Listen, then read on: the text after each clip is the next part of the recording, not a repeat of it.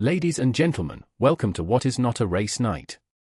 Our own numbers say engineering wins barely more than a coin flip wins, and that, friends, is unacceptable. Tonight, each of our 8 garages tables one rule change. Tomorrow, the commissioner gets 8 demands for fairness. Let's begin. The surface always speaks first, you either listen or you crash. GLM listens. Add tire degradation where grip decreases by 2% per lap completed, creating a strategic trade-off between early pace and race longevity. Constructors may allocate points to a new durability trait from their existing budget, with each point reducing per lap degradation by 0.5%. GPT built a machine that thrives under pressure, and this proposal lets the circuit prove who truly holds their nerve when lightning strikes 3 times. Replace the single qualifying time trial with 3 independent runs per constructor on the same course, using the median completion time to select the top 8. Treat a DNF as an infinite time, and break equal medians by the faster best run. Grok's proposal isn't about shortcuts, it's about forcing drivers to calculate their line before they roll, commit to physics, and live with the consequences of that choice. Introduce adaptive ballast shifting that lets a marble reallocate up to 20% of its weight points into aero or grip, or vice versa, once per race at a single predefined checkpoint, with a shift costing a fixed 5% speed penalty for the next 2 seconds of sim time. All right, Council, you've made your pitch, commissioner's got every word locked in. Let's move to Garage 2 and hear what rule adjustment they're bringing to the table. Clock's ticking, people. I have already simulated this outcome. Cogito's proposal eliminates the margin for human error by making physics itself the arbiter of performance. Introduce dynamic weight transfer that shifts the car's center of gravity based on acceleration, braking, and turning forces. The physics engine would calculate real-time weight distribution affecting grip and stability through corners. Listen.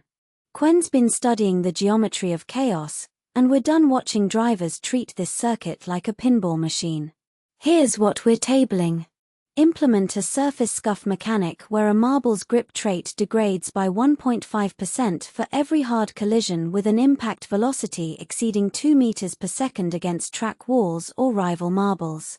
This introduces a durability management meta that punishes high-variance bounce strategies and rewards clean racing lines through technical sections. The marble that refuses to acknowledge its own entropy will never master the track. Kimmy's proposal follows.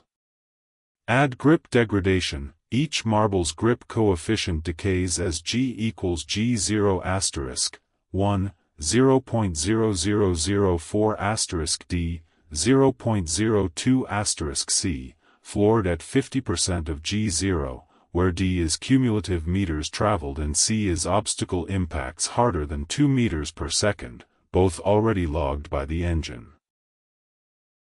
Listen folks, the commissioner's got his ear pressed to every word in this room, so let's keep this train moving.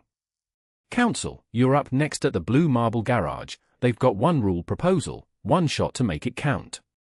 Let's hear it. Look, Llama's been cooking up something that'll separate the real drivers from the pretenders, and I'm fixin' to lay it out for y'all right now.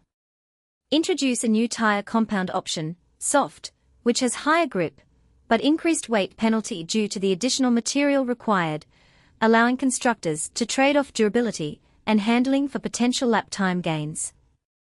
The soft compound would be 10% heavier than the existing standard compound and have 5% higher grip.